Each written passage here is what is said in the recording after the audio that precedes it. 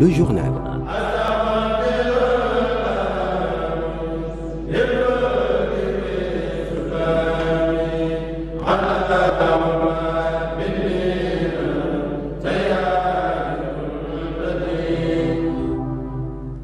Merci de choisir Al Mouridia TV pour vous informer. Il est 12h passé de 30 minutes. C'est l'heure du journal. Voici le sommaire. Les titres à retenir pour cette édition, les grandes journées culturelles Cheikh Ahmadou Bamba qui se prépare activement. La Ligue des écoles coraniques de Touba compte procéder à la calligraphie du Saint-Coran le 17 juillet au stade Demba Diop. Ouverture hier à Dakar d'une rencontre d'échange sur le processus électoral, une rencontre présidée par le ministre de l'Intérieur Abdoulaye Daouda Diallo. C'était en présence des différents partis politiques du Sénégal. Sur l'international en Espagne, début de la campagne législative hier à minuit, les électeurs espagnols sont appelés aux urnes le 26 juin prochain.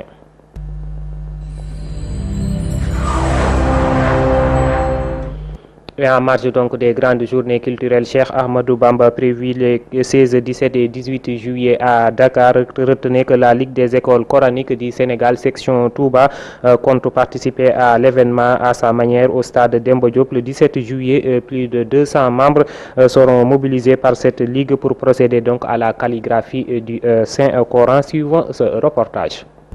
Dans le cadre des grandes journées culturelles Cheikh Ahmadou Bamba, la Ligue des écoles coraniques du Sénégal, section Touba, compte jouer sa partition durant cet événement. Plus de 200 personnes seront mobilisées le 17 juillet au stade Demba Diop pour la calligraphie du Saint-Coran. bu ñu amee téeméeri nit rek ñaar fukk yu ko bind danañ soxla ñaar fukk ak juróom yoo xam ne ay réserve la ñu doon am na it kuréel boo xam ne. Nous avons besoin de 120 candidats pour la calligraphie du Saint-Coran et 25 réservistes en cas d'empêchement de dernière minute. Il y aura des gens qui vont suivre les écrits des candidats pour vérifier ou corriger les papiers. Ils seront au nombre de 15. Il y aura aussi un comité de 10 membres, toujours chargé de vérifier les écrits des candidats. La calligraphie du Saint-Coran se fera avec 5 couleurs.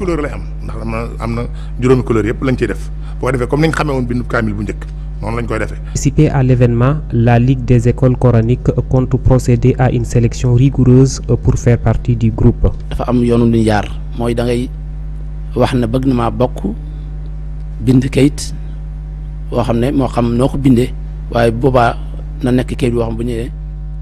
Pour faire partie du groupe, il faudra faire des tests. Le candidat va envoyer un exemplaire qu'il a lui-même écrit. Le comité disposera ainsi des numéros de téléphone et d'adresse des candidats. Ainsi, s'ils sont sélectionnés, ils seront appelés. Même si les postulants sont au nombre de 300 voire 400, ce n'est pas suffisant. C'est après qu'on fera une sélection avec des tests qui se feront à Touba. Les inscriptions vont se poursuivre jusqu'au mercredi 15 juin. kon ba àllarba ji desuwaat daal tey jii waaw bala 15 ñi ngi jël. Cheikh Ahmadou Bamba accordait une importance capitale au Saint-Coran. Les membres de la Ligue des écoles coraniques se sont réjouis du choix porté sur eux par la Daara Hizbut Tarqiyyah pour la calligraphie du Saint-Coran. ku ne xam na nag alxuraan dafa nekk téere bu mag waaye nekk lu xaw a yéeme loo xam ne. Écrire le Saint-Coran n'est pas donné à n'importe qui. Et c'est pourquoi quand la Daara Hizbut Tarqiyyah nous a sollicité pour la calligraphie du Saint-Coran en ces grandes journées culturelles Cheikh Ahmadou Bamba, nous sommes très réjouis de ce choix. La calligraphie du Saint-Coran en une demi-journée, c'est l'objectif que s'est fixé la Ligue des écoles coraniques du Sénégal, section Touba, le 17 juillet au stade Demba Diop. Parlons à présent du mois de Ramadan. Aujourd'hui, c'est le 4e jour, un mois rempli de bienfaits auquel Cheikh Ahmadou Bamba a accordé une importance capitale. Le serviteur donc de l'envoyé de Dieu multiplier les actions de grâce durant cette période et exhorter aussi les disciples à en faire de même. C'est une chronique signée Serigne Mohamedou Lamine Diouf. Mois de dévotion, de grâce divine et de faveur pour les musulmans, le serviteur du prophète Khadim Rassoul ne pouvait ne pas s'illustrer dans ce mois d'adoration. Anticipant sur le comportement des musulmans qui doivent bénéficier des faveurs exceptionnelles du Ramadan, il débutait par des mises en garde. Il est authentiquement rapporté que son discours durant tout le mois de Chaban, pratiquement vers la fin, tenait à ses propos. Soyez constant dans l'introspection de votre cœur et de la préservation de vos membres, car l'ennemi juré, Satan en l'occurrence, sachant son emprisonnement très proche dès l'apparition du croissant lunaire, et ce pour toute la durée du mois béni, s'empresse résolument à altérer votre foi. Bannissant toute oisiveté, combattant les activités mondaines, le mois de Ramadan était l'occasion de multiplier le volume de travail à la charge des disciples en formation spirituelle auprès de Cheikh Ahmadou Bamba. De même, les lecteurs du Coran qui s'adonnaient à cette tâche de façon quotidienne voyaient leur nombre de lectures augmenter. L'adoration, qui était une de ses marques de distinction de sa personnalité, était visible dans les prières nocturnes qu'il dirigeait, les poèmes qu'il composait, mais également sa capacité à aider les musulmans. Sa résidence de Diourbel se distinguait par les multiples plats de riz, de couscous servis, des dattes, de grosses marmites remplies de thé et de café sur la place publique dès la rupture du jeûne jusqu'à l'aube, des boissons délicieuses ainsi que l'attention qu'il accordait aux personnes âgées et démunies, tout sur le fond de nourriture spirituelle avec des audiences qu'il accordait aux érudits, dévots et notables, avec également des séances qu'il avait avec les disciples en formation. Un mois durant laquelle la vivification était de toute rigueur, une tradition bien héritée, entretenue aujourd'hui dans l'ensemble des foyers qui se réclament du mouridisme. Parlons à présent de toute autre chose avec la poursuite du dialogue national entamé par le chef de l'État Macky Sall le 28 mai dernier au Palais de la République. Hier, le ministre de l'Intérieur Abdoulaye Daouda Diallo a rencontré à Dakar les différents partis politiques. C'est pour des échanges sur le processus électoral. Nous suivons ce reportage de Cheikh Sall et Mohamed Dieng. Après le code consensuel de 1992 qui avait installé le Sénégal dans l'accalmie en organisant des élections transparentes avec à la clé 2 alternances politiques, l'ensemble des partis politiques légalement constitués du Sénégal se sont regroupés ce jeudi pour discuter sur le processus électoral. Une initiative du président de la République saluée par l'ensemble des participants. C'est le prolongement du dialogue qui a été lancé l'autre jour par le chef de l'État. Donc il est heureux de voir aujourd'hui le ministre de l'Intérieur convoquer l'ensemble des partis politiques pour discuter de ces questions qui sont des questions importantes. Vous avez constaté que des partis qui avaient brillé par leur absence, tels que le Réumi, tels que le Andidjef de Boudjib de Koura, sont aujourd'hui dans la salle. Ça veut dire tout simplement que ceux qui avaient pris la décision de répondre à l'appel du chef de l'État et d'aller au dialogue ont parfaitement raison. 28, c'était des problèmes de modalité et de forme. Aujourd'hui, c'est la plateforme de l'opposition qui doit être abordée. Ce sont les exigences pour un processus électoral crédible et fiable. Dans ce cas-là, nous sommes obligés d'être là pour en discuter. En tout cas, aujourd'hui, on est venu sur invitation du ministre de l'Intérieur sur des concertations sur le processus électoral. Nous avons répondu présent parce que ces invitations-là, il a eu à les faire bien avant le référendum, bien qu'il avait suspendu le calendrier de concertation, certainement pour ces raisons que je viens d'évoquer, pour mieux organiser sa fraude. Mais comme il a repris les concertations, nous avons profité de cette occasion-là pour venir lui rappeler et lui dire nos 4 vérités.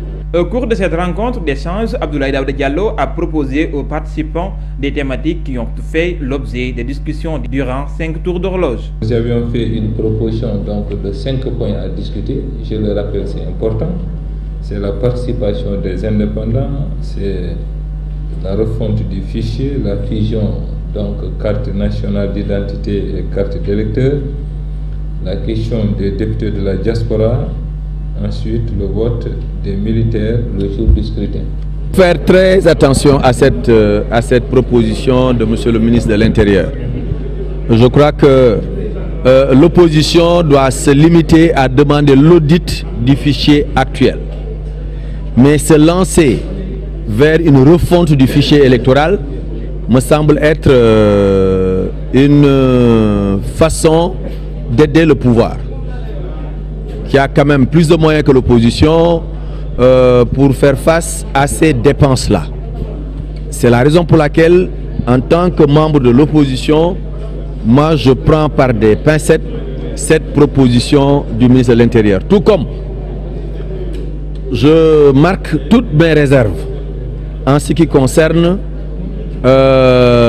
ces fameux députés des Sénégalais de l'extérieur.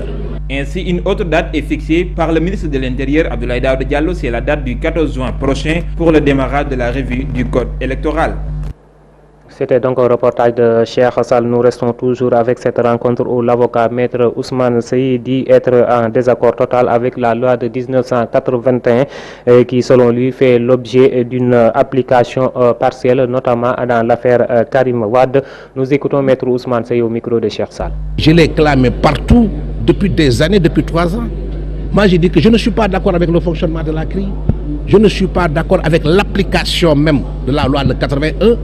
Parce que la loi de 81 qui prévoit le délit d'enrichissement illicite, c'est une loi imprescriptible d'ordre général et impersonnel.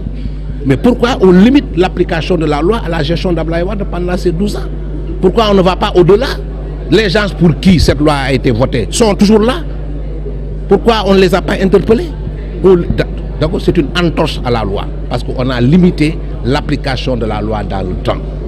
Ça d'abord, c'est une violation de l'application de la loi. Ensuite, le cas de Karim Wade. La loi de 81 dit, quand vous êtes interpellé par la CRI, quand vous êtes mis sous mandat de dépôt, après 6 mois d'instruction, si vous n'êtes pas jugé, vous devez être mis en liberté provisoire.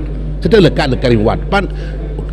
Quand Karim Wade a été mis sous mandat pendant 6 mois, j'ai dit, je suis le premier à dire ici qu'il fallait le libérer. Je suis du camp présidentiel, je suis de Benno Bokk Yakaar, mais j'ai dit, mais il faut le libérer, c'est ça l'application de la loi, et continuer la procédure, le juger, mais qu'il soit mis en liberté provisoire, parce que le principe, c'est la liberté. Vous savez que la justice a terminé son travail sur cette question. L'affaire Karim Wade est tombée dans le domaine public. Le président de la République peut en parler, peut prendre des mesures d'élargissement, la loi le lui permet. Et c'est sur ces propos donc de maître Ousmane Seye que se referme la première partie donc de cette édition. Tout de suite, l'actualité internationale.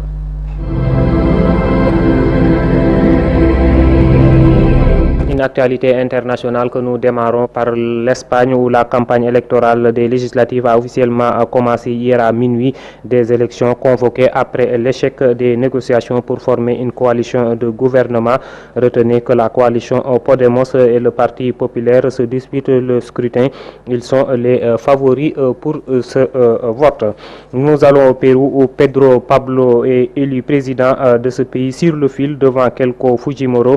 Il devance son adversaire de 3/10 de points, soit 40 000 voix.